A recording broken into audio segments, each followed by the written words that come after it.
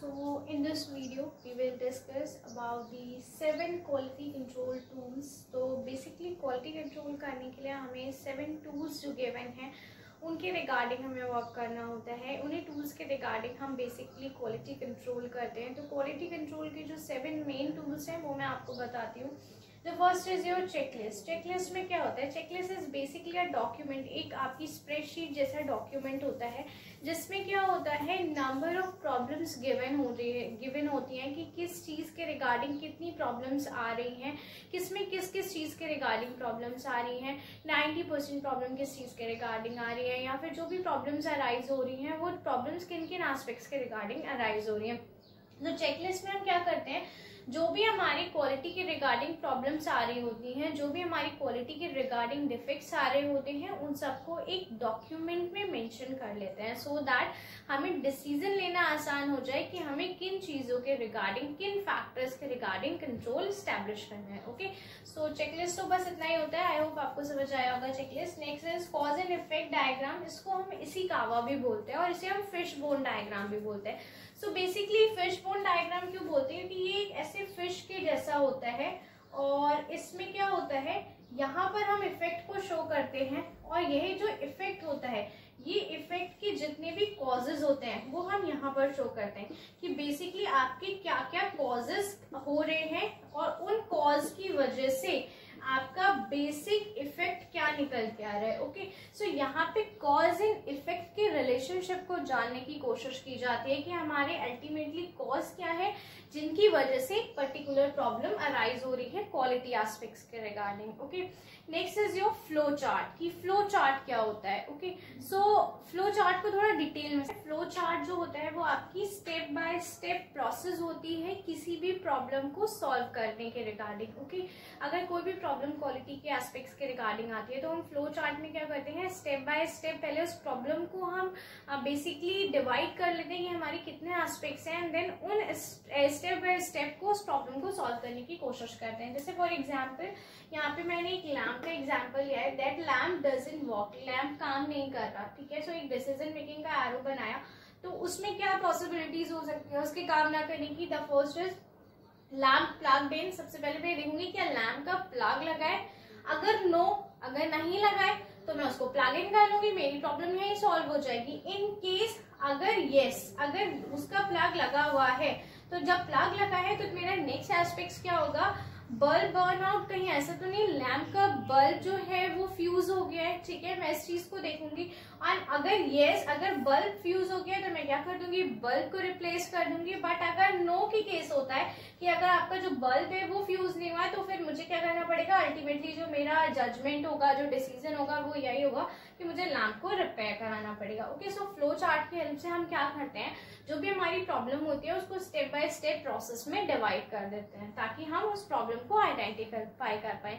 Next is your Pareto. Pareto analysis is basically a bar chart. ठीक है, जिसमें हम क्या करते हैं, नंबर ऑफ डिफेक्ट्स जिसकी वजह से आ रहे हैं उसको हम डिसेंडिंग ऑर्डर में अरेंज करते हैं। ओके, यहाँ पे लिखा भी है, a bar chart that helps to prioritise action by arranging elements in descending order. It means that आपका पैरेटो एनालिसिस आपको ये बताता है कि डिसेंडिंग ऑर्डर में किसकी वजह से हमारे प्रोडक्ट्स में ज्यादा डिफेक्ट आ रहे हैं और आपकी प्रायोरिटी एस्पेक्ट्स क्या होने वाले हैं, किन चीजों पे आपको मेनली फोकस करना है। ओके, सो यहाँ पे मैंने एक चार्ट बनाया है, यहाँ पे मैंने मेंशन किया है एक्स एक्सिस पे number of defects, number of defects कितने हैं, और यहाँ पे भी मैंने लिखा है नंबर ऑफ डिफेक्ट्स। यहाँ पे बेसिकली टाइप्स ऑफ डिफेक्ट है और यहाँ पे आपके नंबर ऑफ डिफेक्ट्स है। ओके, कि आपको किस टाइप के डिफेक्ट्स आ रहे हैं और किन चीजों की वजह से डिफेक्ट्स आ रहे हैं। तो अगर मैं डिफेक्ट्स की बात करूँ तो डेंट का प्रॉब्लम है, लाइट का प्रॉब्लम है, गैप का प्रॉब्लम है और कोई अदर प्रॉब्लम है। अगर डेंट के प्रॉब्लम की मैं बात करूँ, सो सपोज डेंट का प्रॉब्लम आपका 70% की वजह से आ रहा है, यानी कि नंबर ऑफ डिफेक्ट्स जो आ रहे हैं वो 70% आपके डेंट की वजह से आ रहे हैं। ठीक है,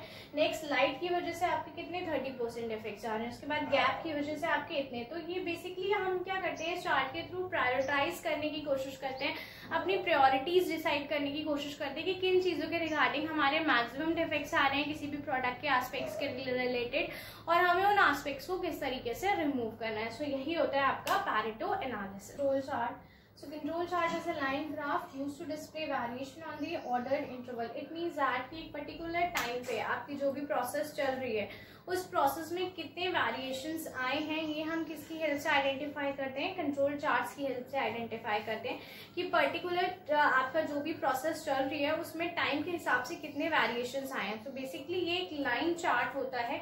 इसमें बेसिकली दो लिमिट्स होती हैं, एक होती है आपकी अपर कंट्रोल लिमिट, एक होती है आपकी lower control limit. Upper control limit मतलब ये हमारी मैक्सिमम लिमिट है, इससे ज्यादा हम कंट्रोल नहीं कर सकते, चाहे वो कोई भी डेविएशन हो कोई भी वेरिएशन हो, इस लिमिट से ज्यादा हम उनको कंट्रोल नहीं कर पाएंगे।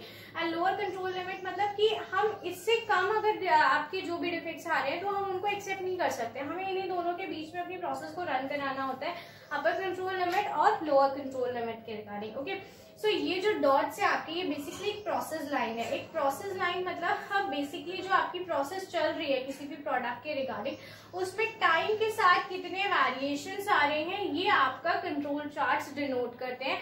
और आपको कहाँ पे कंट्रोल एस्टेब्लिश करने की जरूरत है, कहीं ऐसा तो नहीं है आपकी प्रोसेस अपर कंट्रोल लिमिट के ऊपर चली गई या लोअर कंट्रोल लिमिट के ऊपर नीचे चली गई। ओके, सो इसी प्रोसेस लाइन पे हमें इन वेरिएशंस को मेंटेन करना होता है। ऑलराइट, डायग्राम हम कोरिलेशन में भी पहले पढ़ चुके हैं। सो बेसिकली स्कैटर डायग्राम आपका क्या रिप्रेजेंट करता है, स्कैटर डायग्राम आपकी कोई भी रिलेशनशिप को रिप्रेजेंट करता है दो वेरिएबल के बीच में, कि किसी भी दो वेरिएबल के बीच में किस तरीके की रिलेशनशिप स्टेब्लिश है, ये हम किसकी हेल्प से शो करते हैं, स्कैटर डायग्राम की हेल्प से शो करते हैं। यहाँ मैंने 3 डायग्राम बनाए हैं। यहाँ पे अगर देखो आप तो ये जो डॉट्स है ये बहुत ज्यादा स्कैटर्ड है और किसी एक पर्टिकुलर डायरेक्शन को फॉलो नहीं कर रहा है। सो ये डायग्राम आपको ये इम्प्लाई करता है कि यहाँ पर जो भी वेरिएबल्स है उनके बीच में कोई भी कोरिलेशन नहीं है। ओके, नेक्स्ट ये जो आप डायग्राम देखोगे इसमें डॉट स्कैटर्ड तो है बट एक सिमिलर डायरेक्शन को फॉलो कर रहे हैं। Okay, but in a scattered manner. So basically यहाँ पर ये रिप्रेजेंट करता है कि यहाँ पे पॉजिटिव कोरिलेशन है, कोई भी दो वेरिएबल आपस में पॉजिटिव कोरिलेशन रखते हैं। Next is the strong positive correlation. Strong positive correlation में क्या होता है, आपके जितने भी डॉट्स होते हैं वो सारे एक पर्टिकुलर डायरेक्शन को फॉलो कर रहे होते हैं और बहुत ही लीनियर मैनर में। यहाँ पे स्कैटर्ड वे में नहीं आपका रिलेशनशिप रिप्रेजेंट होता, लीनियर वे में रिप्रेजेंट होता है। सो बेसिकली ये 3 तरीके के डायग्राम्स का हम यूज करते हैं किन्हीं भी दो वेरिएबल्स के बीच में कोरिलेशन को बेसिकली एक्सप्रेस करने के लिए। हम जिस डायग्राम का यूज करते हैं वो स्कैटर डायग्राम होता है।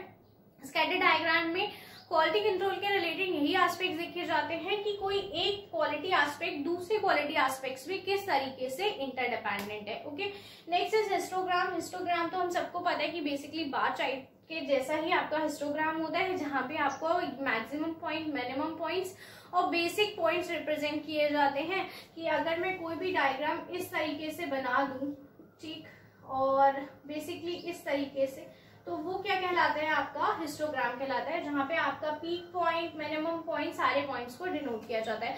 सो हिस्टोग्राम के अकॉर्डिंग भी हम ये देखते हैं कि हमारे कितने डिफेक्ट्स आ रहे हैं, कौन सा डिफेक्ट हमारा पीक लेवल का डिफेक्ट है, कौन सा डिफेक्ट को मिनिमम लेवल का डिफेक्ट है जिसे हम इग्नोर कर सकते हैं। तो वो सारी चीजें हम हिस्टोग्राम की हेल्प से आइडेंटिफाई करते हैं। तो आई होप वहाँ पे आपको 7 tools which is related to quality control आपको समझ में आए होंगे।